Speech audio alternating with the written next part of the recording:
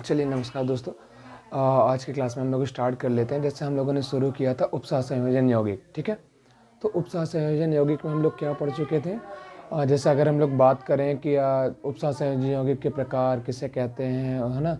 उपसह संयोजन यौगिक में साथ में हम लोगों ने देखा कि वहाँ पे कैसे आयंस टूट रहे हैं, ठीक है। उनके ऑक्सीकरण संख्या निकालना, उपसह संयोजन संख्या, IUPAC नेमिंग।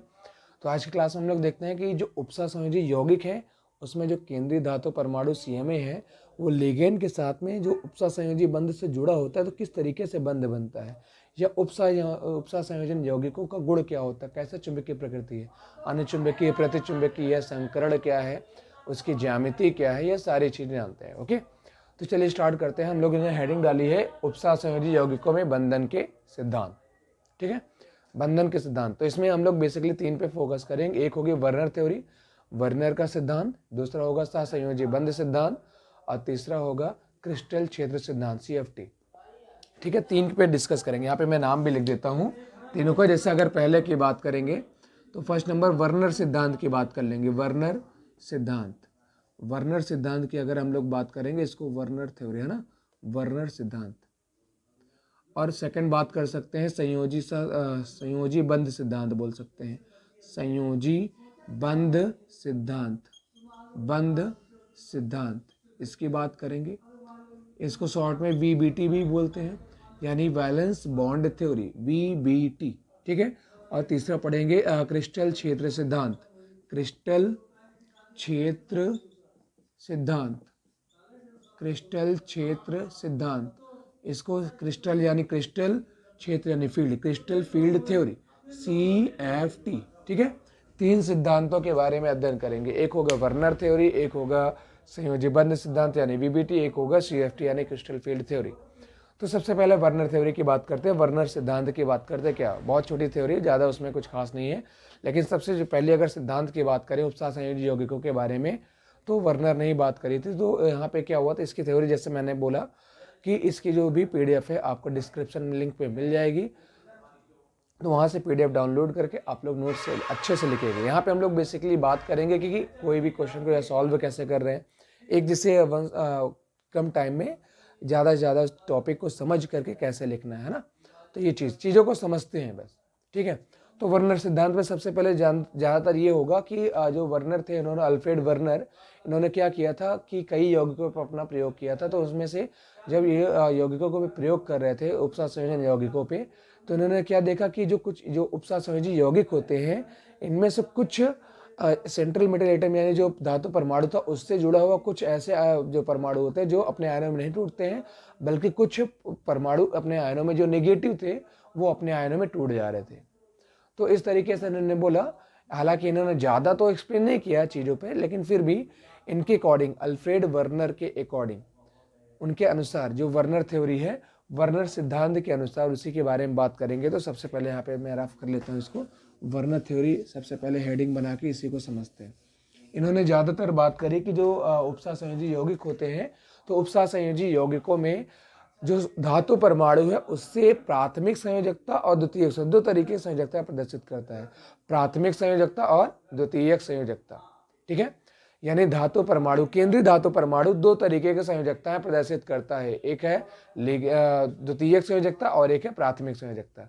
तो ये कैसे निकालें, क्योंकि एग्जाम में क्वेश्चन भी आ जाता है कि निम्नलिखित यौगिकों की द्वितीयक संयोजकता निकालिए, या प्राथमिक संयोजकता कितनी है, या वर्नर सिद्धांत, वर्नर सिद्धांत को परिभाषित कीजिए, या वर्नर सिद्धांत के बारे में लिखिए। इसे कुछ थ्योरी के पूछ लेता है, तो इसको देख लेते हैं क्या है वर्नर थ्योरी, वर्नर सिद्धांत, ठीक है। वर्नर थ्योरी के बारे में अगर बात करेंगे तो इस थ्योरी में बेसिकली क्या था, सीधा सीधा अल्फ्रेड वर्नर ने क्या किया था, 1892 में इस सिद्धांत को दिया था, यानी गुणों की व्याख्या करने के लिए। अल्फ्रेड वर्नर ने 1892 में उपसह संयोजी यौगिकों के गुणों की व्याख्या करने के लिए अपना एक सिद्धांत दिया, जिसे वर्नर का सिद्धांत कहते हैं, ठीक है। अब इस सिद्धांत में उन्होंने अपने कुछ मुख्य बातें रखी, कुछ मुख्य सिद्धांत बताए। जैसे इन्होंने क्या किया, मेन पॉइंट, मैं यहाँ पे केवल पॉइंट्स में बात करूंगा, आप लोगों को थ्योरी लिखनी है, डिस्क्रिप्शन में जाके इसका PDF डाउनलोड करिए, नोट्स लिखिएगा एग्जाम में, वहाँ पे अच्छे से जिस तरीके से लिखना है अच्छी से थ्योरी लिखी हुई है, हैंड रिटन नोट्स है, ओके। तो यहाँ पे केवल बात करेंगे कि यहाँ पे वर्नर सिद्धांत में क्या क्या पॉइंट्स के बारे में बात हुई थी। तो वर्नर ने यह सिद्धांत किसने दिया था, सबसे पहले ये देख लेते हैं।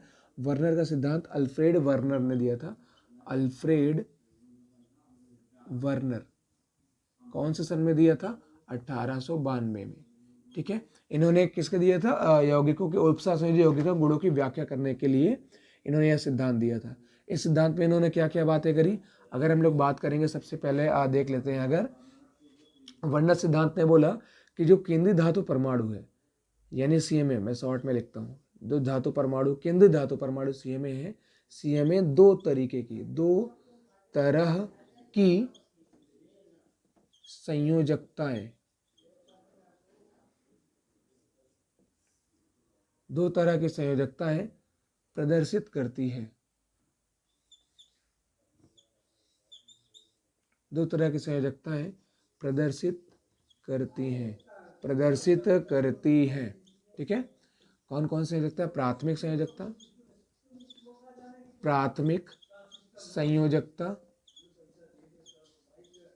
ठीक है, और द्वितीयक संयोजकता।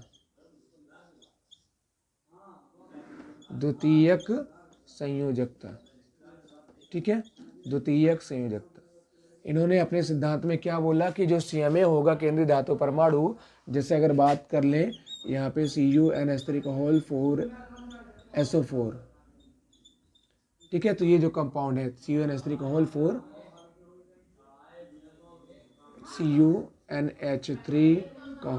है और SO4 है।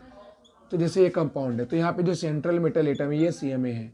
ये कितनी तरीके की संयोजकता प्रदर्शित करेगा, दो तरीके के, एक प्राथमिक संयोजकता और एक द्वितीयक संयोजकता। अब ये दोनों की संयोजकता क्या होती है, कहाँ से इसको निकालेंगे, इसको देखते हैं। तो सबसे पहला पॉइंट ये बताते हैं कि जो सीएमए है दो तरीके की संयोजकता, प्राथमिक संयोजकता, द्वितीयक संयोजकता प्रदर्शित करते हैं। अब ये जो प्राथमिक संयोजकता, द्वितीयक संयोजकता है, प्राथमिक संयोजकता, द्वितीयक संयोजकता, इसको मैं इतना हो गया, मैं यहाँ पे नीचे लिख देता हूँ। ये जो प्राथमिक संयोजकता है, प्राथमिक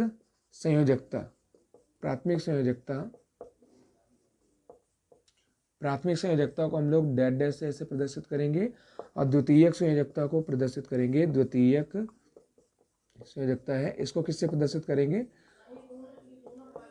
कंप्लीट लाइन से, पूर्ण लाइन से। ठीक है, प्राथमिक संयोजकता डॉट डॉट से, द्वितीयक संयोजकता को कंप्लीट लाइन से। अब प्राथमिक संयोजकता किससे होती है, निगेटिव आयन ऋणायनों से संयोजित होती है। ये किससे संतुष्ट होती है, ऋणायनों से संतुष्ट होती है। एक तरीके से ऑक्सीडेशन नंबर भी बोल सकते हो। ठीक है, प्राथमिक संयोजकता होती है जो सेंट्रल मेटल एटम का ऑक्सीडेशन नंबर आता है उस पर निर्भर करती है प्राथमिक संयोजकता। ठीक है, तो ओवरऑल यहाँ पे ये ऋणायनों से संयुक्त होती है। ठीक है, और यहाँ पे एक तरीके से जो द्वितीयक संयोजकता होती है ये किस पर डिपेंड करती है, कोऑर्डिनेशन नंबर पर। ठीक है, ये किस पर डिपेंड करती है, कोऑर्डिनेशन नंबर पर। ओके, यानी उपसा संयोजन संख्या पर निर्भर करती है द्वितीयक संयोजकता। जितनी कोऑर्डिनेशन नंबर द्वितीयक संयोजकता होगी, जितनी कोऑर्डिनेशन नंबर यानी उपसा संयोजन संख्या होगी, वही उसकी द्वितीयक संयोजकता होगी। ठीक है, तो द्वितीयक संयोजकता कोऑर्डिनेशन नंबर पर निर्भर करती है। या इसमें हम लोग ये भी बोल सकते हैं द्वितीयक संयोजकता किससे किससे संतुष्ट होती है, ऋणायनों व उदासीन लिगेंडों से। एक तरीके से लिगेंडों से होती है, यहाँ पे लिगेंड बोल सकते हैं हम लोग। ठीक है, लिगेंडों से। द्वितीयक संयोजकता किस पर निर्भर करती है, लिगेंड पर, यानी लिगेंड जो सेंट्रल मेटल एटम से जितने लिगेंड जुड़े हैं उसी के हिसाब से उसकी उपसा संयोजन संख्या आएगी। तो जितनी उपसा संयोजन संख्या होगी वही इसकी द्वितीयक संयोजकता बन जाएगी। ठीक है, तो इसको ध्यान में रखिएगा। प्राथमिक संयोजकता को डॉटेड लाइन से प्रदर्शित करती है, ऋणायनों से संतुष्ट होती है, और ये ऑक्सीडेशन नंबर यानी ऑक्सीकरण संख्या पर निर्भर करती है। और बात करेंगे द्वितीयक संयोजकता की, तो इसको कंप्लीट लाइन से प्रदर्शित करते हैं, और ये निर्भर करती है उपसह संयोजन संख्या पर, कोऑर्डिनेशन नंबर पर, और ये लिगेंड द्वारा संतुलित होती है, लिगेंड द्वारा संतुष्ट होती है। ठीक है, ये इन्होंने कुछ पॉइंट्स बताए। और ये क्या बोलते थे, आगे देखते हैं, रब करते हैं। चलिए ठीक है,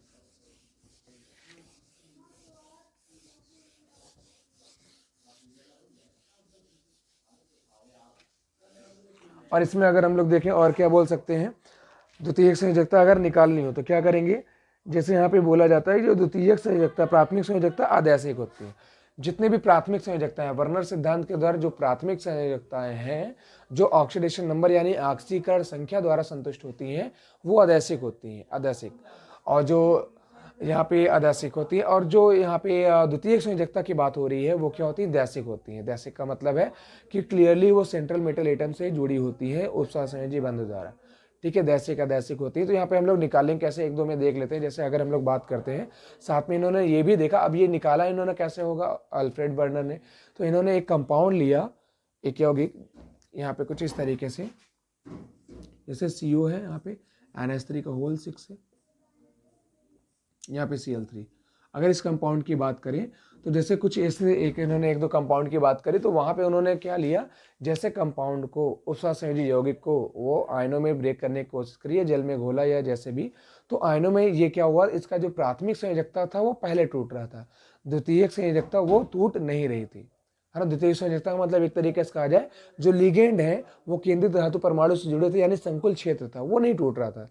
तो इस तरीके से इन्होंने बोला कि ये क्या है, उपसहसंयोजी यौगिक है, और ये जटिल यौगिक इसको भी उन्होंने बोला।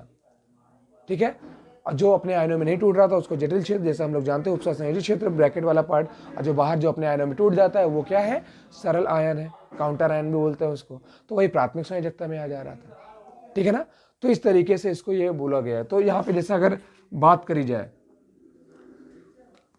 पूछा जाए कि इसकी द्वितीयक संयोजकता कितनी है, ध्यान दीजिएगा, इसका जितना द्वितीयक संयोजकता का मतलब है क्या है, उपसह संयोजन संख्या, जितनी भी उपसह संयोजन संख्या होगी उस यौगिक में वही उसका क्या होगी, द्वितीयक संयोजकता होगी। तो यहाँ पे द्वितीयक संयोजकता कितनी बन जाएगी, देखो कोऑर्डिनेशन नंबर उपसह संयोजन संख्या क्या होता है, इससे जुड़े हुए लिगेंडों की संख्या।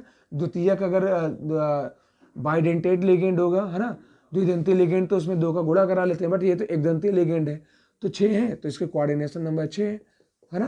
तो कोऑर्डिनेशन नंबर 6, इसकी द्वितीयक संयोजकता भी कितनी हो जाएगी, द्वितीयक संयोजकता कितनी हो जाएगी, द्वितीयक संयोजकता कितनी हो जाएगी, बोलो, हो जाएगी 6। ठीक है, यानी जितने भी यौगिक हैं यहाँ पे, है ना, यौगिक में हम लोग देखेंगे कि जहाँ पे ऋणायन जैसे कुछ इस तरीके से लिखे हैं, तो वहाँ पे उनकी द्वितीयक संयोजकता जो हो जाएगी उनकी कोऑर्डिनेशन नंबर, ठीक है, कोऑर्डिनेशन नंबर या उपसह संयोजन संख्या जितनी भी होगी वही उसकी द्वितीयक संयोजकता हो जाएगी। ठीक है, चलिए आगे देखते हैं। इसमें ऐसे बात हुई, आपसे द्वितीयक संयोजकता निकालने के लिए पूछेगा या अल्फ्रेड वर्नर या वर्नर सिद्धांत एक्सप्लेन करने के लिए पूछेगा, तो आप PDF डाउनलोड करके डिस्क्रिप्शन में दिया गया है, वहां से आसानी से आप नोट्स बना करके याद कर सकते हैं। ठीक है, चलिए आगे बढ़ते हैं, निकाल लेंगे द्वितीयक संयोजकता ना, उपसह संयोजन संख्या आती है तो द्वितीयक संयोजकता आ जाएगी। ठीक है, रफ करते हैं, बात करते हैं आगे। ठीक है, चलिए देख लेते हैं VBT, वर्णन सिद्धांत की सीमा है। ठीक है, वर्णन सिद्धांत आपने देख लिया। अब इसका अगर लिमिटेशन लिखने के लिए आया तो वो तो PDF में मिल ही जाएगा, लेकिन फिर भी वर्नर सिद्धांत को यहाँ पे सीमाएं के बारे, सीमाएं की अगर बात करें, लिमिटेशंस किस किस पॉइंट पे इन्होंने बात करी, कहाँ पे बात नहीं करी है, तो वर्नर अपने सिद्धांत में किसी भी उपसह संयोजन यौगिक में कि कुछ ही धातु उपसह संयोजन यौगिक क्यों बनाते, इसके बारे में कोई भी व्याख्या नहीं करी, या इन्होंने अपने सिद्धांत में यौगिकों के गुणों के बारे में, चुंबकीय गुणों के बारे में व्याख्या नहीं करी है, या वहाँ पे उनकी ज्यामिति के बारे में कुछ भी नहीं बताया। तो कहने का मतलब है कि इनके जो लिमिटेशन है ये तीनों बन जाती है, यानी इनको चुंबकीय गुणों के बारे में नहीं बताया, या इन्होंने अपने ज्यामिति के बारे में, यौगिकों की ज्यामिति के बारे में कुछ नहीं बताया, इनकी लिमिटेशन बन जाती है। आप देख लीजिएगा, लिख लीजिएगा इसको। बात करते हैं VBT, वैलेंस बॉन्ड थ्योरी। ठीक है, बात करते हैं VBT, वैलेंस बॉन्ड थ्योरी की, इसको रफ कर लेते हैं, आगे बढ़ते हैं। VBT, वैलेंस बॉन्ड थ्योरी, संयोजी बंध सिद्धांत, संयोजी बंध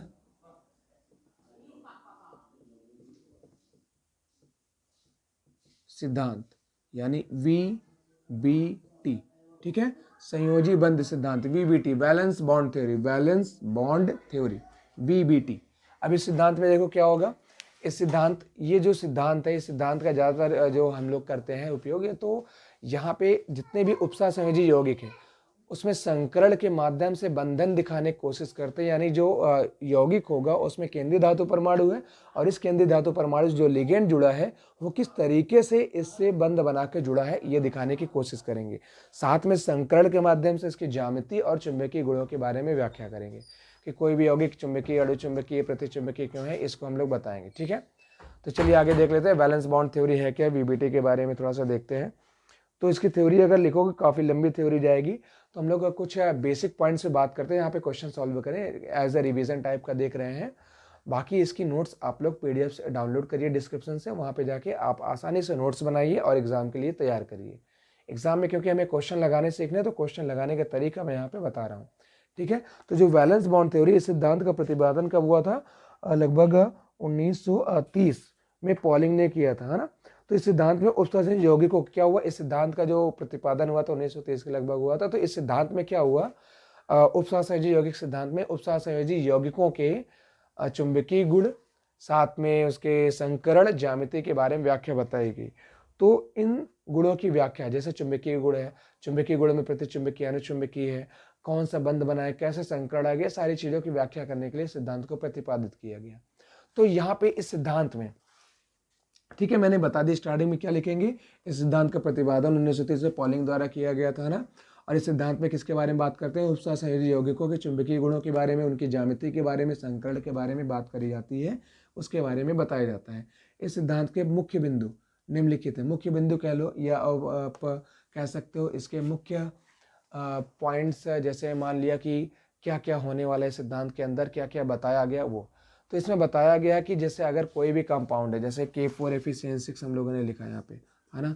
तो K4FeCN6 लिखा, तो यहाँ पे ये जो सेंट्रल मेटल एटम CMA है, इससे ये जो लिगेंड जुड़ा हुआ है, लिगेंड, तो ये जो लिगेंड यहाँ पे, ये लिगेंड इस CMA से जुड़ा हुआ है, तो इसके और इसके बीच में, लिगेंड और ये सेंट्रल मेटल एटम के बीच में किस तरीके से बंध बना है, ये पूरे यौगिक की ज्यामिति क्या होगी, इसको बताने के लिए।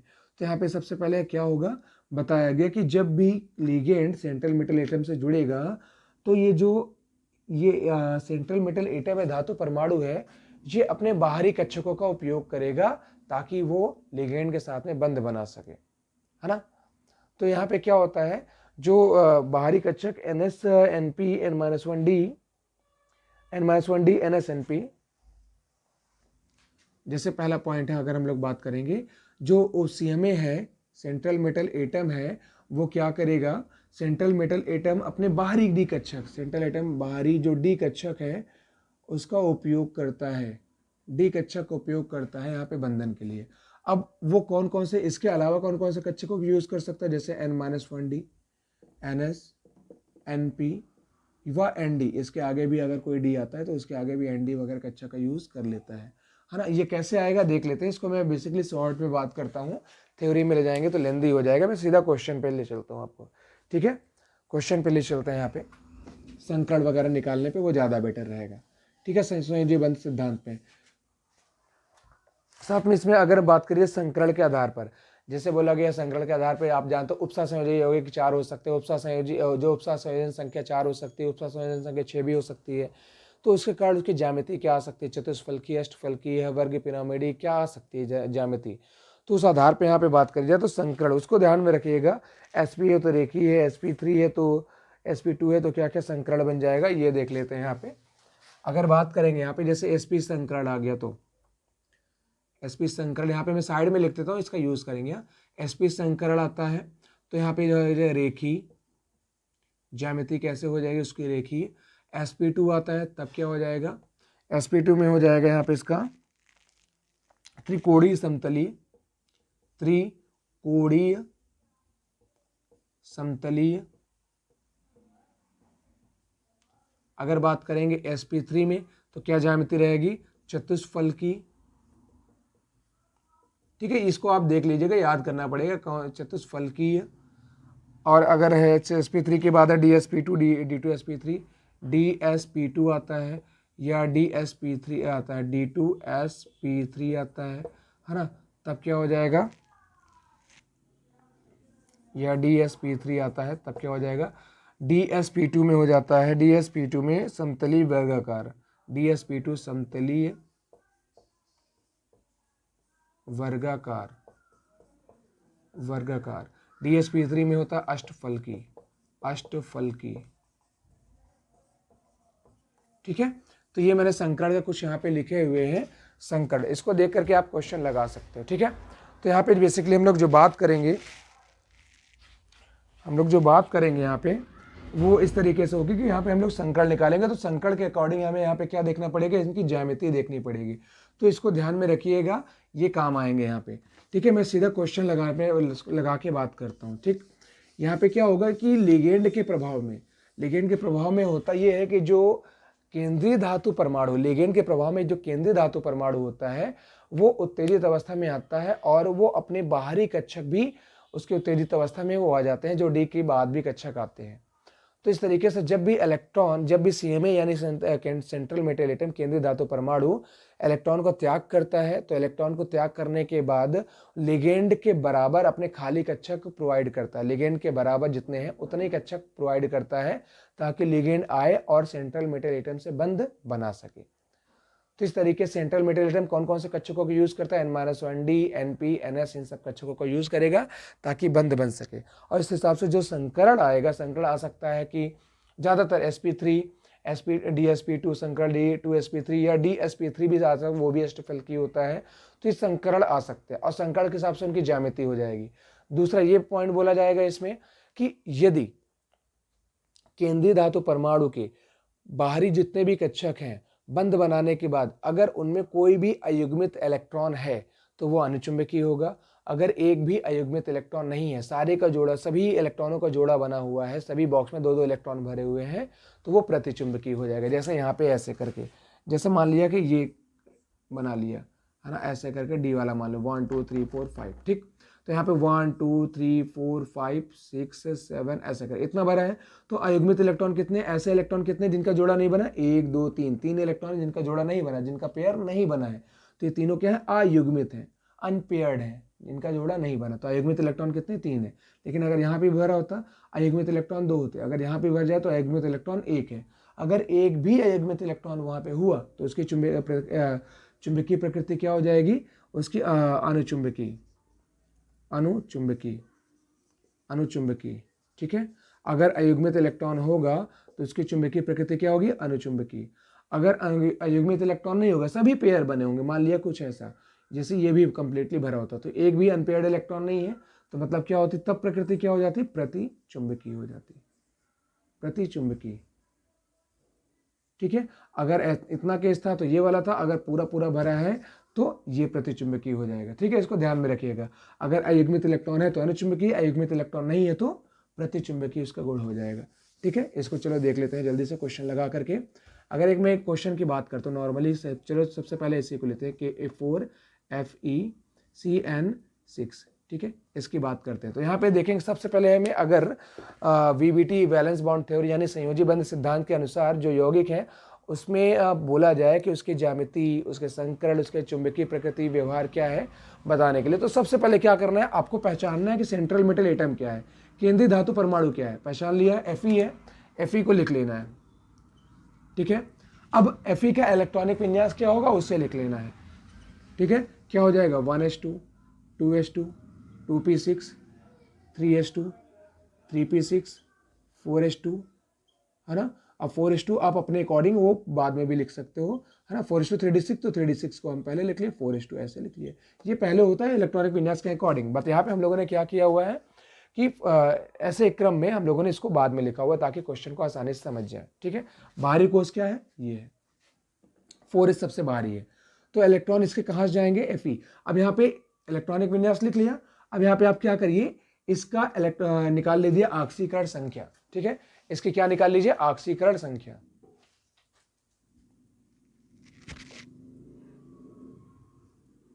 इसके क्या निकाल लेंगे, ऑक्सीकरण संख्या। तो जैसे यहाँ पे इसकी ऑक्सीकरण संख्या आप निकालोगे तो क्या आ जाएगी, +2। और +2 का मतलब आप जानते हो, जिसके ऊपर भी जितना भी प्लस लगा रहता है उसकी उतनी ही ऑक्सीकरण संख्या होती है, और साथ में उतने ही इलेक्ट्रॉन उसके बाहरी कक्षक से बाहर निकल जाते हैं। तो +2 होने का मतलब है आयरन के बाहरी कोष 4s वाला है, तो इससे 2 इलेक्ट्रॉन बाहर गए, तो 4s वाला 0 हो जाएगा। अब यहाँ पे देखो क्या हो जाएगा, 1s2 2s2 ये पूरा सेम रहेगा ऐसे, लेकिन ये वाले में 3d6, अब 4s वाला क्या हो जाएगा, 0 हो जाएगा, है ना। और उत्तेजित अवस्था में इसके आगे के भी कक्षक आ जाएंगे, 4p भी आ जाएगा 0, 4p उत्तेजित अवस्था में वो भी आ जाएगा। अब क्या होगा, यहाँ पे बना लेते चलो, 3d6 4s 0 4p 0। अब क्या होगा, यहाँ पे ये सेंट्रल मेटल क्या कर रहा है, लिगेंड के बराबर खाली कक्षक प्रोवाइड करा रहा है। ठीक है, डी में कितने इलेक्ट्रॉन है देख लेते हैं।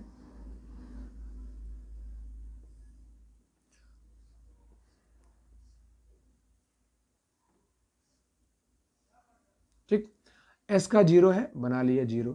पी के 3 होते हैं ना, 3 बॉक्स होते हैं पी में, है ना, 3 ऑर्बिटल बना लिया। डी में टोटल कितने इलेक्ट्रॉन है, 1 2 3 4 5 6, है ना। अब यहाँ पे देखिए ये लिगेंड आता है, लिगेंड क्या करता है, ये होता है प्रबल लिगेंड। तो प्रबल लिगेंड करता क्या है, जैसे ही आएगा तो यहाँ पे इन दोनों इलेक्ट्रॉन की, क्योंकि लिगेंड क्या करेगा, अपने बराबर जगह खाली कराएगा, क्योंकि लिगेंड को क्या करना है, सेंट्रल मेटल एटम सीएमए के बाहरी कक्षक के साथ में बंध बनाना है। तो जितने लिगेंड होंगे उतने ही बंध बनेंगे। तो यहाँ पे 1 2 3 4 तो खाली हैं, बाकी तो भरे हैं, तो 4 ही हैं, 2 के लिए जगह नहीं बन पा रही। तो लिगेंड क्या करता है, यहाँ पे युग्मन द्वारा इन दोनों इलेक्ट्रॉन को इधर इनका युग्मन करा देता है। तो होता क्या है, ये इलेक्ट्रॉन इनका युग्मन हो जाता है, इनका युग्मन हो जाता है ऐसे। तो क्या हो जाएगा, यहाँ पे ये इधर आके युग्मन कर लेंगे, तो बन क्या जाएगा, देखिएगा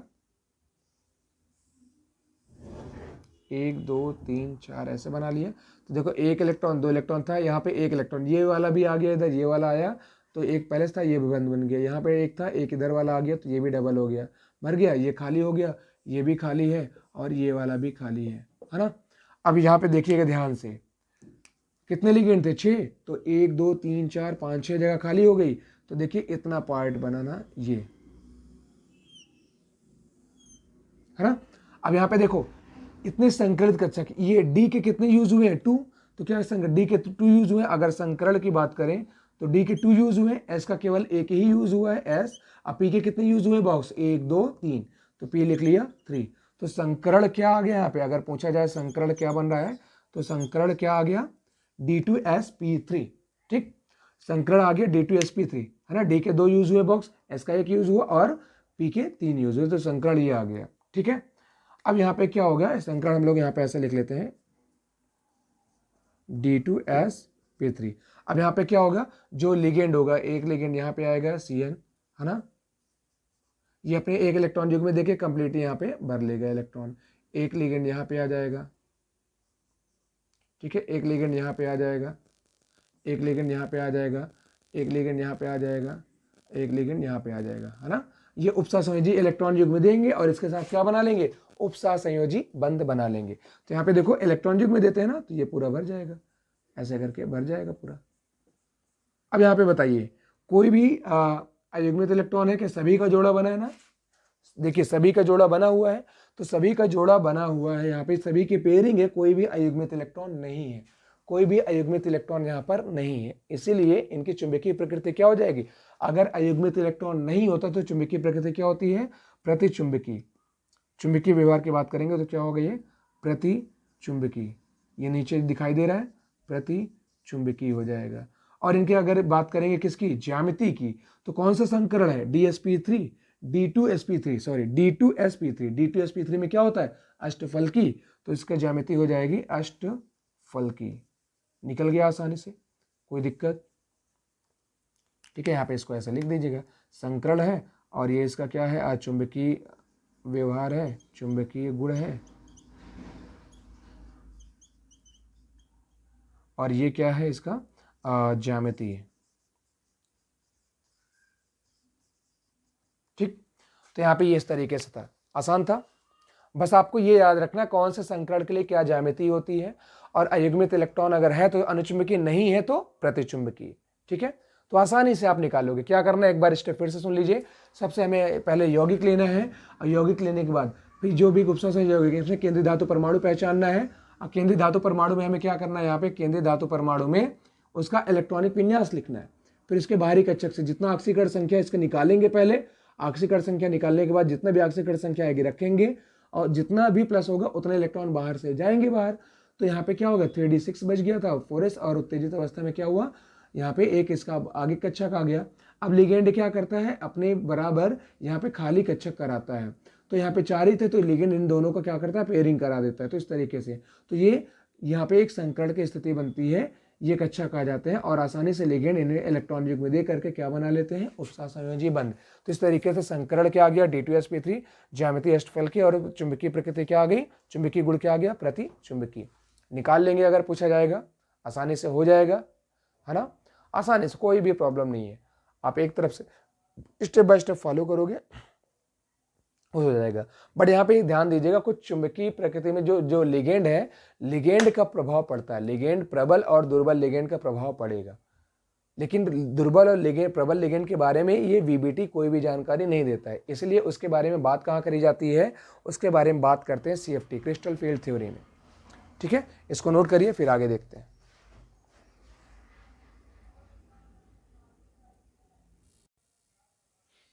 ओके, चलिए आपने देख लिया वीबीटी में कैसे लगाएंगे। अब इन दोनों क्वेश्चंस को सॉल्व कर लेते हैं कैसे आएगा। ठीक है, दोनों को कंपेयर करेंगे। दोनों में है सेंट्रल मेटल एटम क्या है, देखो निकल यहाँ पर भी है, निकल यहाँ पर भी है। लिगेंड चेंज, यहाँ पे कार्बोनिल है, यहाँ पे क्लोराइड है। ठीक है, क्लोराइड वाला है, नेगेटिव वाला है, यहाँ पे कार्बोनिल है। ठीक है, ये एनायन वाला लिगेंड है और ये उदासीन लिगेंड है, लेकिन सेंट्रल मेटल एटम दोनों में चेंज है। निकालते हैं, चलो। यहाँ पे सबसे पहले हमें क्या करना है, यहाँ पे वीबीटी अकॉर्डिंग इसकी ज्यामिति, संकरण और इसका चुंबकीय गुण निकालना है। तो क्या करोगे, सबसे पहले यहाँ पे आप यहाँ पे इसका क्या कर लोगे, सबसे पहले हम लोग देखेंगे अगर आसानी से इनका क्या निकाल लेंगे, इलेक्ट्रॉनिक विन्यास। निकल का कितना होता है बोलो, दोनों अलग अलग है। ठीक है, लेकिन हम इनको साथ में ऐसे लिख रहे हैं ताकि कंपेयर करके, दोनों अलग अलग है। यहाँ से बीच में ऐसे लाइनिंग भी कर देता हूँ। ठीक, तो यहाँ पे देखिएगा NiCO को होल 4 है, तो यहाँ पे निकल निकल लिख लेते हैं ऐसे। ठीक है, निकल 28 होता है क्या, है ना। आयरन, कोबाल्ट, निकल, कॉपर, जिंक 28। अगर इलेक्ट्रॉनिक विन्यास निकालोगे 1:2, 2:2, 2p6, 3:2, 3p6, 4:2, 3d8, है ना, 4:2, 3d8। अगर तो हम लोग अगर 3d8 को ऐसे लिख लें, 4:2 ऐसे लिख लें। ठीक, अब इसको अगर हम देखेंगे तो क्या होता है, इसकी ऑक्सीकरण संख्या यहाँ पे निकालते हैं अगर, तो कितनी आ जाती है, कार्बोनिल 0 होता है तो इसकी ऑक्सीकरण संख्या 0 आती है, यानी इसके बाहरी कोश से एक भी इलेक्ट्रॉन नहीं गया है। तो उत्तेजित अवस्था में क्या होता है, निकल की उत्तेजित अवस्था में यहाँ पे 3d8 तो है ही है, 4:2 भी है, एक भी इलेक्ट्रॉन बाहर नहीं गया, लेकिन इसके जो अगले है उत्तेजित अवस्था में 4p0 वाले आ जाते हैं, 4 इसके बाद 4p है। तो यहाँ पे होगा क्या आगे, है ना, 4:3d एंड 4p। तो आगे क्या होगा यहाँ पे तुरंत ही देखो n-1d NsNp, है ना, वही यूज कर रहा है n-1d NsNp। तो हो गया क्या, डी का बना लेते हैं, चलो बना लिया ऐसे करके। ठीक है, बना लिया, 1 2 3 4 हो गया, और ये 5 कर लिया। इसका थोड़ा सा आगे बना लेंगे इसके लिए, है ना, ऐसे बना लीजिए, 4s2 कर लीजिए एंड 4p0 कर लीजिए। 4s के लिए 2 था तो 1 2 हो गया इसका, 4p0 है तो इसका खाली रहने देते हैं। 8 इलेक्ट्रॉन तो 1 2 3 4 5 6 7 8 भर लिया। अब देखो यहाँ पे कार्बोनिल जो है प्रबल लिगेंड होता है और ये जो Cl है ये दुर्बल लिगेंड होता है ना। तो हालांकि इसके बारे में वीबीटी में जानकारी नहीं है, बट फिर भी यहाँ पे एक क्वेश्चन बनता है, इसके बारे में कंप्लीट इन्फॉर्मेशन मिलती है सीएफटी में, तो फिर भी लगाते हैं इसको। CO है प्रबल लिगेंड है, तो ये क्या करता है, अपने बराबर खाली कक्षक कराएगा। यहाँ पे 1 2 3 ही है, तो ये तो 4 है, तो इसको एक और बॉक्स चाहिए। तो क्या करेगा, ये प्रबलता अपनी प्रबलता यानी ये प्रबल लिगेंड है, तो इनको क्या करता है, इनका ये युग्मन करा देता है इधर, इन दोनों का युग्मन यहाँ पे करा देता है। तो ये क्या बन जाएंगे देख लो, 1 2 3 4 5, तो 1 2 3 4 5 6 7 8 यहाँ तक था, लेकिन एक इलेक्ट्रॉन यहाँ पे आया तो इसका भी युग्मन हो गया, एक इलेक्ट्रॉन यहाँ पे आया तो इसका युग्मन, ये खाली हो जाएगा। ठीक है, बना लिया, ये भी खाली है, ठीक है बना लिया। अब आप कहोगे सर यहाँ पे 4 लिगेंड है तो 4 जगह खाली हो गई, है ना, ये तो ये मिलके संकरित कक्षक बनाएंगे, है ना। कितना कितना संकरण क्या बन जाएगा बताइए, अच्छा संकरण क्या बन जाएगा बोलिए, S का 1 है, P के 3 है, तो संकरण क्या बना, sp3, है ना। तो इस हिसाब से यहाँ पे एक CO आ गया, यहाँ पे एक CO आ गया, यहाँ पर एक CO आ गया, और यहाँ पर भी एक CO आके अटैच हो गया, है ना। तो 4 लिगेंड आसानी से देंगे, यहाँ पे युग्म दे करके अटैच हो जाते हैं और बना लेते हैं इस तरीके से। तो इनका जो चुंबकीय गुण होगा sp3 की वजह से, sp3 से जो ज्यामिति क्या आएगी आपने लिखा है, देख लीजिए क्या आती है sp3 से ज्यामिति, क्या आती है, चतुष्फल की ज्यामिति क्या आएगी, चतुष्फल की आएगी। ठीक है, एंड इसका चुंबकीय गुण यहाँ पे देखो सभी युग्मित है ना, कोई भी अयुग्मित इलेक्ट्रॉन है नहीं, तो इसके प्रति चुंबकीय गुण क्या हो जाएगा, प्रति चुंबकीय। ठीक है, अब यहीं पे बात करेंगे अगर इसकी NiCl का 4 की बात करेंगे, तो यहाँ पे देखो क्या हो जाएगा, सेंट्रल मेटल एटम क्या निकिल है, चलो ठीक है लिख लिया। इसके बाहरी कोश का इलेक्ट्रॉनिक विन्यास क्या था, 3d8 4s2 लिख लिया, 3d8 4s2 था लिख लिया। अब यहाँ पे निकल का हम लोग ऑक्सीकरण संख्या निकालते हैं, तो ऑक्सीकरण संख्या जैसे निकालोगे, तो निकल का नहीं पता है x मान लो, चलो यहाँ पे ऐसे लिख लिया। Cl का -1 होता है 4 होगा, तो 4 एकम 4 -4 हो जाएगा, अब बराबर में -2, तो -4 इधर जाएगा +4, 4 में से 2 गए 2, यानी +2 आ जाएगा। तो निकल की आक्सीकरण संख्या कितनी हो जाएगी? +2, यानी निकल के ऊपर हम लोग क्या लिख सकते हैं? +2 लिख सकते हैं। अब +2 लगने का मतलब क्या है? 2 इलेक्ट्रॉन बाहर, यही बोल सकते हैं। 2 इलेक्ट्रॉन यहाँ से बाहर जाएंगे बाहरी कोष से, तो क्या हो जाएगा? 4s वाला 0 हो जाएगा, तो 4s 0 हो गया, है ना। और उत्तेजित अवस्था में 4p भी 0 आ जाएगा। अब 3D का बना लेते हैं ऐसे करके, 1 2 3 4 5, 4s का बना लिए ये वाला, और 4p का बना लिए ये पे, दिखाई दे रहा है? ठीक है। अब यहाँ पे देखो 4s का 0 इलेक्ट्रॉन था, 4p का भी 0 है, 3D में 1 इलेक्ट्रॉन, 1 2 3 4 5 6 7 8, है ना, 2 अयुग्मित इलेक्ट्रॉन है। अब यहाँ पे देखो लिगेंड कितने हैं? बोलो लिगेंड कितने? काउंट करो, 4। तो 4 लिगेंड को जोड़ने के लिए 1 2 3 4 जगह खाली है ना, 4 जगह है, यानी 4 ऑर्बिटल्स के लिए है, ताकि यहाँ पे अपने इलेक्ट्रॉन युग्म दे करके बंध बना सकता है। लेकिन साथ में ये भी है कि इधर तो ये है, तो क्लोरीन ये भी कर सकता है कि इसको बंधित करा देता, बट क्लोरीन एक दुर्बल लिगेंड होता है और इसका प्रभाव उतना नहीं पड़ पाता, तो युग्मन इसका करा नहीं पाता। तो इसीलिए क्लोरीन आसानी से चुपचाप क्या होता है? इन बॉक्स में, यानी ये जो ऑर्बिटल है इस संकरण में आके क्या होता है, यानी संकरण यहाँ पर भी क्या बन गया? sp के कितने? 3, तो संकरण यहाँ पे भी क्या करेंगे? sp3, तो इसके लिए चतुष्फलकी ये भी हो जाएगा, चतुष्फलकी, है ना, चतुष्फलकी ये भी हो जाएगा। ठीक है, बना लिया। अब इसका चुंबकीय गुण क्या होगा? देखो यहाँ पे इलेक्ट्रॉन, क्लोरीन यहाँ पर आएगा, जुड़ेगा, यहाँ पर क्लोरीन आएगा, जुड़ जाएगा, यहाँ पर क्लोरीन, यहाँ पे क्लोरीन, है ना, क्लोरीन जुड़ जाएगा ऐसे करके। अब यहाँ पे क्लोरीन अपने युग्म में देगा, चलो ठीक है, भर देगा पूरा इसको। बट यहाँ पे देखेंगे इसमें क्या कोई ऐसा भी ऑर्बिटल है जिसमें इलेक्ट्रॉन कंप्लीटली फिल नहीं है, जिसमें अयुग्मित इलेक्ट्रॉन हो? तो जी हाँ, ये दिख जाता है डी में, ये दोनों देखो कंप्लीटली फिल, ये भी, लेकिन ये दोनों 2 अयुग्मित इलेक्ट्रॉन यहाँ पे पाए जाते हैं, अनपेयर्ड इलेक्ट्रॉन है जिनका पेयर नहीं बना है। तो अयुग्मित इलेक्ट्रॉन होता है तो चुंबकीय प्रकृति क्या हो जाती है? अनुचुंबकीय। चुंबकीय प्रकृति क्या हो जाएगी?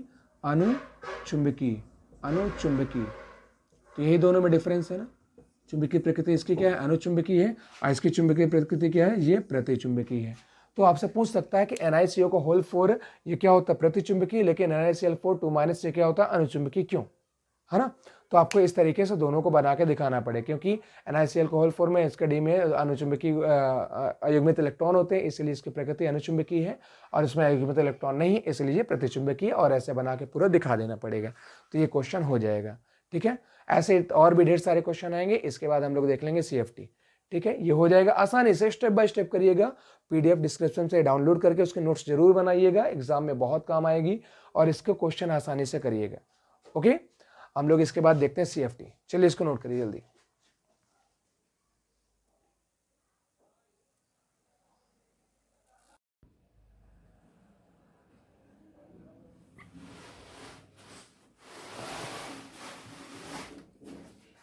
चलिए क्रिस्टल क्षेत्र सिद्धांत देख लेते हैं। VBT देख चुके हैं, क्रिस्टल फील्ड थ्योरी यानी CFT, इसको देख लेते हैं। इसके कुछ क्वेश्चंस को सॉल्व करेंगे, जल्दी से फिनिश करेंगे इसको। तो VBT में जो क्वेश्चंस हम लोगों ने पढ़ा था, वहाँ पे लास्ट टाइम में कुछ 1-2 क्वेश्चन में क्या आ रहा था? प्रबल और दुर्बल लिगेंड का प्रभाव देखने को मिल रहा था। तो प्रबल और दुर्बल लिगेंड के बारे में VBT थ्योरी में, यानी वैलेंस बॉन्ड थ्योरी, यानी उसको संयोजी बंध सिद्धांत में कोई भी व्याख्या नहीं करी गई। तो उस क्षेत्र की या दुर्बल या प्रबल लिगेंड क्षेत्र की व्याख्या CFT में देखने को मिलती है। तो इसको देख लेते हैं। CFT के कुछ मुख्य पॉइंट पर हम लोग फोकस करेंगे, क्या क्या है इसकी थ्योरी। आप PDF से डाउनलोड करके लिख लीजिएगा। क्रिस्टल क्षेत्र सिद्धांत की बात करते हैं तो इसको H मैथम बॉन नामक साइंटिस्ट ने दिया था। और इस सिद्धांत में जनरली देखो क्या होता है, यह सिद्धांत किसके बारे में बात करता है? आयनिक का। ये क्रिस्टल क्षेत्र सिद्धांत नाम क्यों पड़ा होगा? यह सिद्धांत बात करता है धातु आयन के क्रिस्टल, आयनिक क्रिस्टल के इलेक्ट्रॉनिक संरचनाओं के बारे में, इसलिए सिद्धांत को क्रिस्टल क्षेत्र सिद्धांत भी कहते हैं। क्रिस्टल क्षेत्र के बारे में ही बात करता है, आयनिक संरचना के बारे में, क्रिस्टल संरचना के बारे में। तो यहाँ पे हम लोग जनरली बात करेंगे कि ये किसके बारे में? ऊर्जा स्तरों के बारे में मेन रूप से बताता है। बंध के निर्माण में कोई भी जानकारी नहीं देता। किसके बारे में बताते हैं? ऊर्जा स्तरों के बारे में। ठीक है, तो जिसका मेन पॉइंट होगा क्या क्या होगा? जैसे कोई भी कंपाउंड है, जैसे K4Fe ले लो, K4Fe ले लिया कंपाउंड में, तो ये सेंट्रल मेटल एटम है ना, और ये है लिगेंड। ठीक है, तो यहाँ पे ये सिद्धांत बोलता है कि जो धातु आयन है, या सेंट्रल मेटल एटम, या इसको केंद्रीय धातु परमाणु कहते हैं, ये क्या होता है? चारों तरफ से लिगेंडों द्वारा घिरा रहता है। बीच में सेंट्रल मेटल एटम, चारों तरफ से लिगेंड द्वारा ये घिरा रहता है। और इन लिगेंडों के पास में क्या होता है, इलेक्ट्रॉन युग्म होता है। दूसरा क्या बताते हैं कि जितने भी निगेटिव लिगेंड हैं यानी जितने भी ऋणायनिक लिगेंड है वो सब बिंदु आवेश होते हैं, और जितने भी उदासीन लिगेंड है, उदासीन लिगेंड में जैसे एक्वा यानी वाटर का H2O, NH3 अमीन हो गया या एथिलीन डाइअमीन ऐसे करके, ठीक है। तो ये सब हो जाते हैं, आ जाते हैं उसमें द्विध्रुव में। निगेटिव लिगेंड को बोला गया बिंदु आवेश और उदासीन लिगेंडों को क्या बोला गया, द्विध्रुव माना गया। दूसरा देखते हैं, अब यहाँ पे बोला जाता है कि ये जो धातु आयन और लिगेंड के बीच में कोई भी बंधन का निर्माण नहीं होता, अर्थात लिगेंड के पास में जो इलेक्ट्रॉन होता है वो धातु आयन के डी कोष में उपकोष नहीं करता है, अर्थात धातु आयन और लिगेंड के बीच में कोई भी अंतः क्रिया नहीं होती है। ओवरऑल पूरे के पूरे यहाँ पे बोला जाता है कि जो उपसा संयोजी यौगिक है इनमें इलेक्ट्रॉनिक पूर्ण रूप से इलेक्ट्रॉनिक का स्थायित्व, इलेक्ट्रॉनिक स्थैतिक होता है, इलेक्ट्रोस्टैटिक भी बोल सकते हैं इसको, ठीक है। तो यहाँ पे एक और चीज बोला जाता है कि जनरली ये जो सिद्धांत है इसका उपसा संयोजी यौगिकों पर लागू कब किया गया था, 1952 में इसको उपसा संयोजी यौगिकों पर लगाया गया था। अब यहाँ पे जो मेन पॉइंट्स है उसकी बात करते हैं। इसमें पॉइंट में क्या होता है, जो धातु है ना वो लिगेंड द्वारा घिरा रहता है ना। सेंटर पे क्या, जैसे यहाँ पे क्या देखने को मिले, धातु आयन है और इसके चारों तरफ लिगेंड है ना। तो उससे क्या होता है, यहाँ पे लिगेंड के पास होता है इलेक्ट्रॉन युग्म और धातु आयन के बाहरी कक्षक जैसे डी कक्षक है वहां पे होता है इलेक्ट्रॉन युग्म। तो जैसे धातु आयन के पास में लिगेंड आता है तो धातु आयन का डी कक्षक पे इलेक्ट्रॉन प्रतिकर्षण होता है, जिसकी वजह से डी कक्षक पे प्रभाव पड़ता है, उसकी ऊर्जा पे प्रभाव पड़ता है, ऊर्जा स्तरों पे प्रभाव पड़ता है। तो यहाँ पे देख लेते हैं क्या होगा, देखते हैं सीधा से यहाँ पे प्रबल और दुर्बल लिगेंड का प्रभाव क्या पड़ेगा।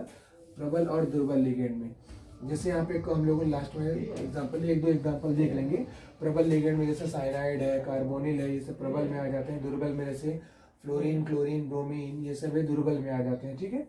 तो देख लेते हैं क्या होता है। जैसे प्रबल लिगेंड है तो ये जो डी कक्षक है, डी कक्षक है जैसे ये मान लिया, ठीक है, 1 2 3 4 5 डी कक्षक में आप जानते हो कितने ऑर्बिटल होते हैं, 5, ठीक है। तो अगर यहाँ पे बोला गया कि जैसे लास्ट में क्या है, ये जो धातु आयन होता है वो सेंटर पे होता है, लिगेंड द्वारा घिरा होता है पूरे में। अब लिगेंड के पास होता है इलेक्ट्रॉन युग्म, धातु आयन के डी कक्षक में भी इलेक्ट्रॉन, तो जैसे ही इलेक्ट्रॉन पास में आता है तो उनके बीच में क्या होता है, प्रतिकर्षण। अब प्रतिकर्षण होता है तो लिगेंड इन डी कक्षक यानी धातु आयन का जो डी कक्षक उनको तेजी से प्रतिकर्षित करता है, उनकी ऊर्जा बढ़ती है। तो इससे क्या होता है, जैसे यहाँ पे प्रबलता, डी कक्षक है, प्रबलता, ठीक है। यहाँ पे प्रबल कोई लिगेंड है तो जो डी कक्षक होगा ये इनकी ऊर्जा थोड़ी सी बढ़ेगी, थोड़ी सी इनकी ऊर्जा पहले बढ़ेगी, ठीक है। यानी यहाँ पे आप जानते हो जैसे ये होता है डी एक्स वाई, ये इसको डी वाई जेड होता है, ये डी एक्स जेड है एंड ये d x square minus y square है और ये डी जेड स्क्वायर है। तो ये जो तीनों कक्षक होते हैं ये अक्षों के मध्य होते हैं, अक्षों के मध्य, ठीक है। ये अक्षों के मध्य होते हैं और ये क्या होते हैं, अक्षों पर होते हैं, ये अक्षों पर होते हैं। अक्षों पर कैसे, जैसे मान लिया कि ये इस तरीके से बना हुआ है तो ये एक्स है, ये वाई है, ये जेड है, तो ये अक्षों के मध्य, जैसे डी एक्स वाई हो गया, डी वाई जेड हो गया या डी एक्स जेड हो गया, ये अक्षों के मध्य में है। और अक्षों के मतलब, अक्षों पर के मतलब यहाँ पे होंगे। तो जो प्रबल लिगेंड होते हैं वो अक्षों से आते हैं, जो प्रबल लिगेंड है वो अक्षों से आते हैं, अक्षों की दिशा में, और जो दुर्बल लिगेंड है वो अक्षों के मध्य से आते हैं, दुर्बल वाले लिगेंड, ठीक है। इसको ध्यान में रखिएगा, इससे क्लियर हो जाएगी थोड़ा सा। अक्षों के मध्य से दुर्बल लिगेंड आते हैं, अक्षों पर कौन होता है, प्रबल लिगेंड आते हैं उस दिशा में। तो होता क्या है कि जैसे प्रबल लिगेंड अगर धातु आयन के चारों तरफ में प्रबल लिगेंड है तो वो डी कक्षक के कौन से जो अक्षों पर ऑर्बिटल है उन पर प्रतिकर्षण प्रभाव ज्यादा दिखाएगा। तो जितना ज्यादा प्रतिकर्षण ऊर्जा उतनी ज्यादा होगी। तो डी कक्षक का जो ये वाला है d x square d z square, ये पार्ट, ये इनकी ऊर्जा टूट करके क्या होती है, सबसे ज्यादा हो जाती है, इनकी ऊर्जा बहुत बढ़ जाती है। तो इससे क्या होता है, यहाँ पे ये जो है ये पार्ट इधर टूटता है ईजी में, ईजी समुच्चय, और इसका दूसरा पार्ट T2G में टूटता है, ठीक है। यानी प्रबल लिगेंड के क्षेत्र में प्रबल लिगेंड के प्रभाव में उसके प्रतिकर्षण प्रभाव के कारण डी कक्षक का जो Eg वाला पार्ट है यानी d x square minus y square d z square है, इनकी ऊर्जा प्रतिकर्षण प्रभाव के कारण बहुत बढ़ जाती है औसतन। और ये जो है d x y d y z d x z, ठीक है, इनकी ऊर्जा औसतन इससे कम होती है। तो इनकी ऊर्जा बहुत तेजी से बढ़ती है, तो ये ऊर्जा गैपिंग भी ज़्यादा होती है।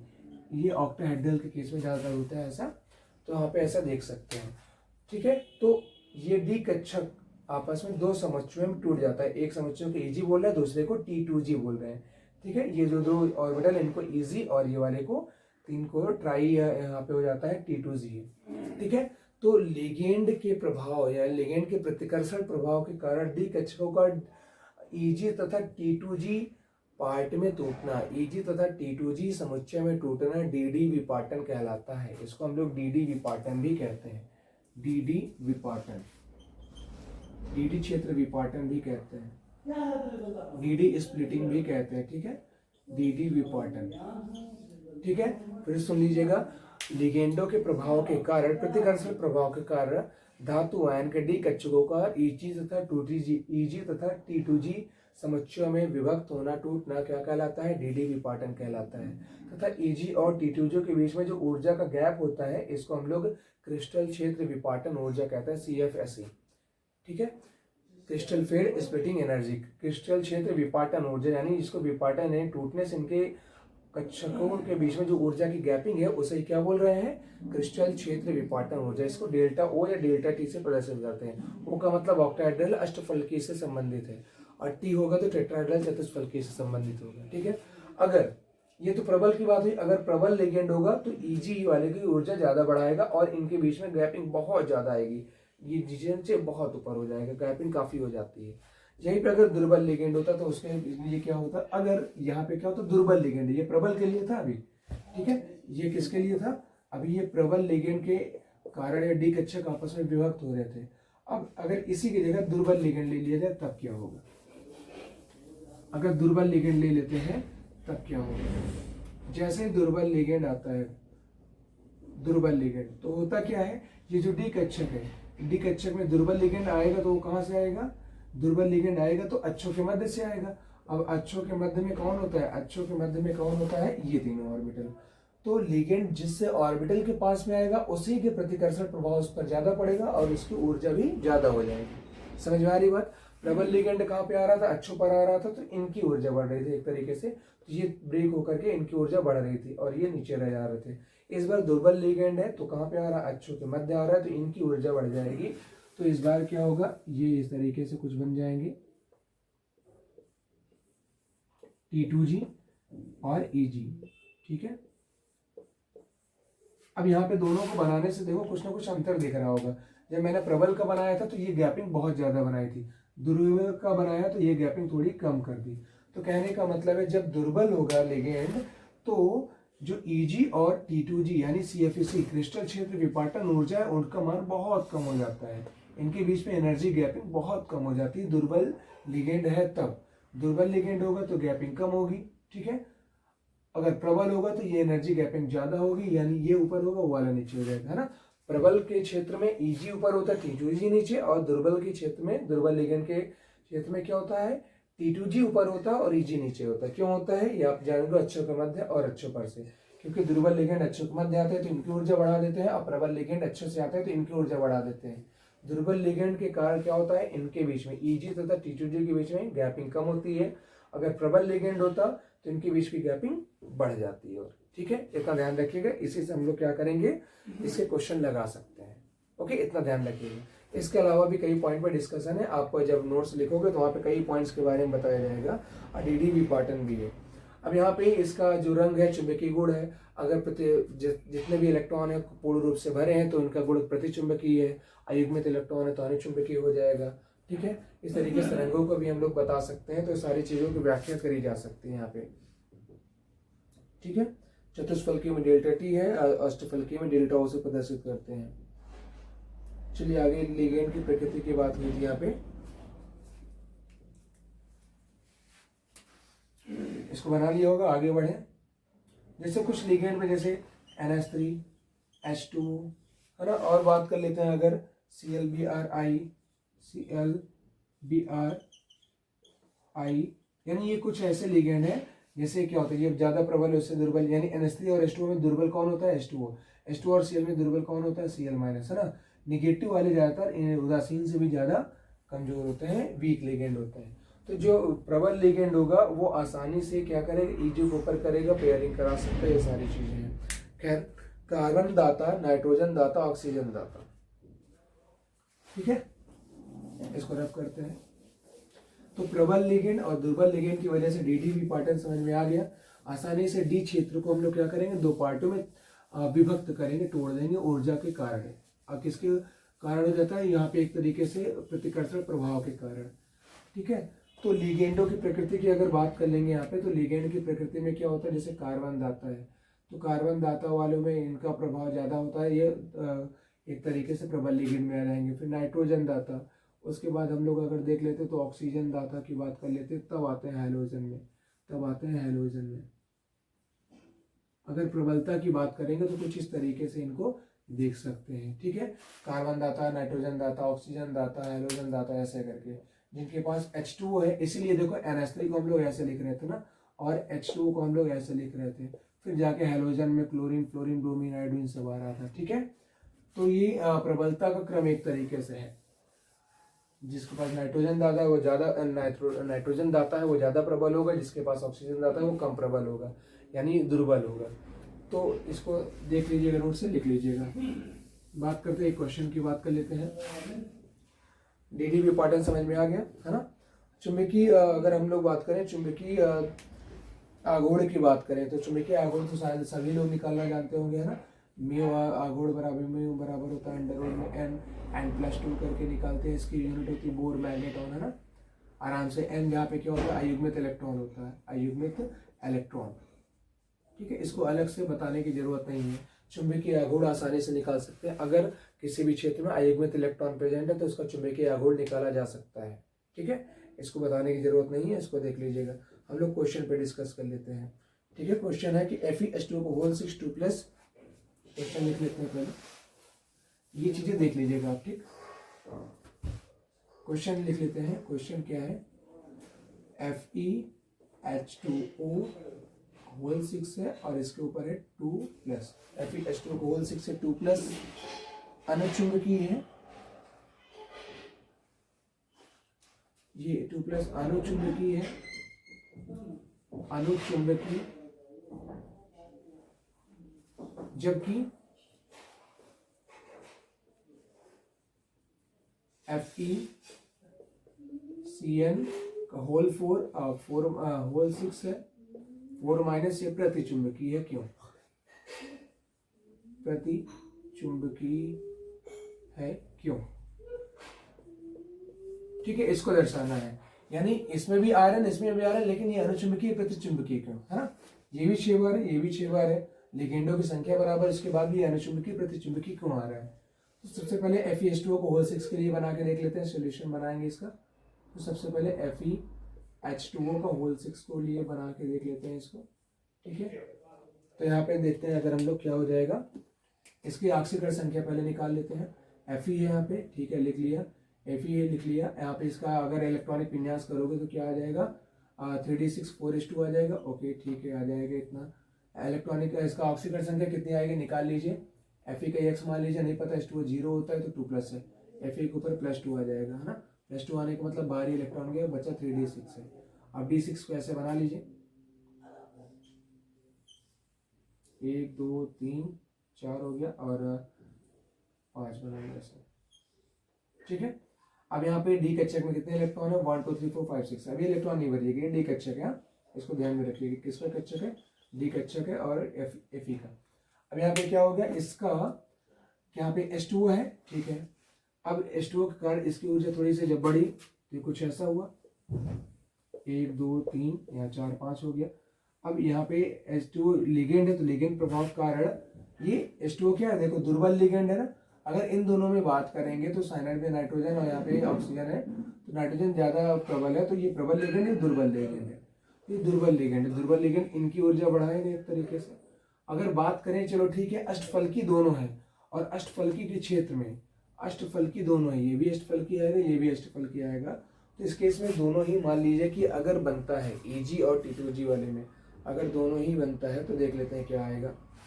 जानते हैं हम लोगों ने क्या पढ़ा था, अगर दुर्बल लिगेंड है तो दुर्बल लिगेंड के क्षेत्र में क्या हुआ था कि ये जो गैपिंग, ये तीनों कक्षक, ये इनकी ऊर्जा ज्यादा आई थी और इससे कम ऊर्जा ईजी वाले की आई थी। यही हम लोगों ने देखा था, है ना। दुर्बल लिगेंड है, दुर्बल लिगेंड के क्षेत्र में ये T2G वाला पार्ट ये ऊपर जाएगा इसके, और ये गैपिंग बहुत ही कम होगी।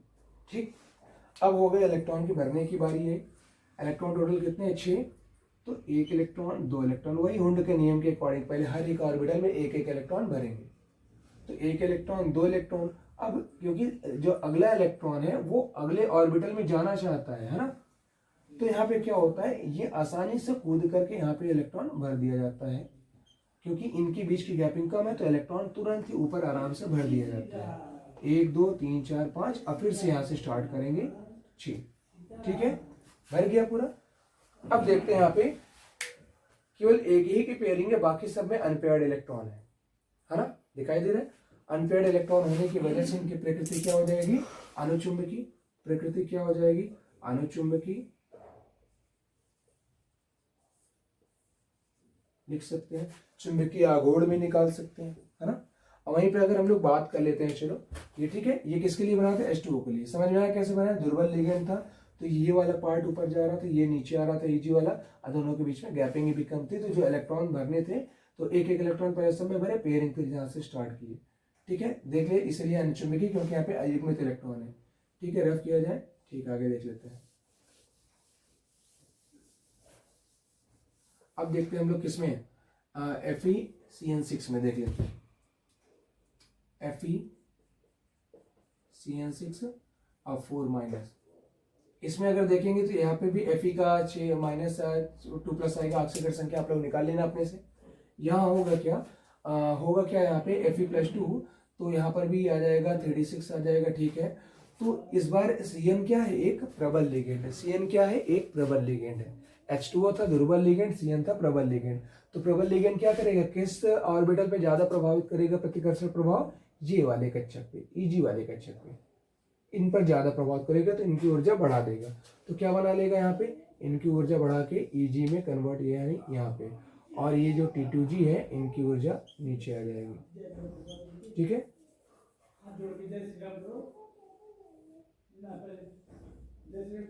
Eg और T2G में बना दिया। ठीक है, अब यहाँ पर अगर देखोगे ये गैपिंग हम लोगों ने ज्यादा बनाई है, क्योंकि गैपिंग यहाँ पे क्या होती है? ज्यादा काफी होती है, प्रबल क्षेत्र है, तो इसकी वजह से इन दोनों के बीच में, Eg और T2G के बीच में गैपिंग भी ज्यादा होती है। तो अब देखिए यहाँ पे हमें क्या करना है? इलेक्ट्रॉन भरना है। ध्यान दीजिएगा, पेयरिंग एनर्जी के थ्रू इलेक्ट्रॉन भरा जाता है। तो टोटल 6 इलेक्ट्रॉन है। 6 इलेक्ट्रॉन है, तो इसमें पहले इलेक्ट्रॉन भरेंगे तो 1 इलेक्ट्रॉन 2 इलेक्ट्रॉन 3 इलेक्ट्रॉन हो गया।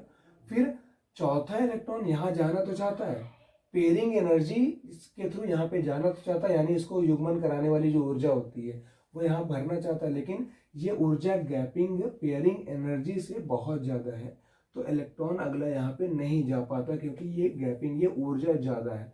कम ऊर्जा थी तो इलेक्ट्रॉन तुरंत ही उछल के वहां पे चला गया था, बट यहाँ पे गैपिंग ज्यादा होने की पड़ेगी। क्रिस्टल फील्ड स्प्लिटिंग एनर्जी, यानी जो क्रिस्टल क्षेत्र विपाटन ऊर्जा है, ये ज्यादा होने की वजह से अगला इलेक्ट्रॉन Eg में नहीं जा पाएगा।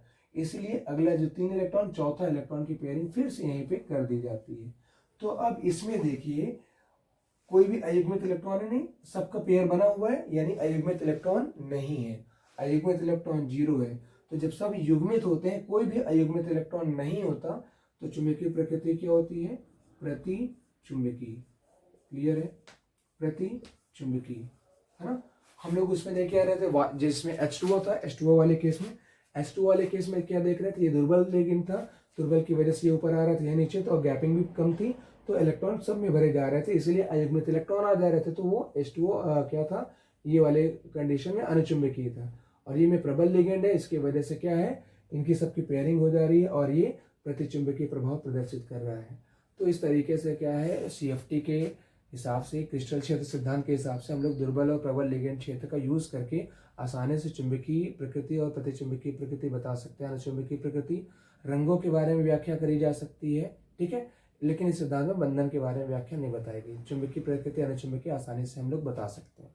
ठीक है, इसको नोट कर लीजिए, फिर हम लोग इसके इंपॉर्टेंट क्वेश्चन भी देखेंगे। ओके, ये CFT थ्योरी भी होगी, इसके PDF से आप डाउनलोड करिए, PDF से नोट्स बनाइए एग्जाम के लिए, ताकि आपको लिखने में आसानी रहे। लैंग्वेज में यहाँ पे क्वेश्चन लगाने के तरीके पे बात करूंगा। ओके, इसको नोट करिए। फिर हम लोग इंपॉर्टेंट क्वेश्चन की तरफ प्रोसीड करेंगे। थ्योरी का पोर्शन तो एक तरीके से हो गया, पीडीएफ डाउनलोड करिए और वहाँ से इसको लिखिएगा। फिर आगे देखते हैं इसको। ओके।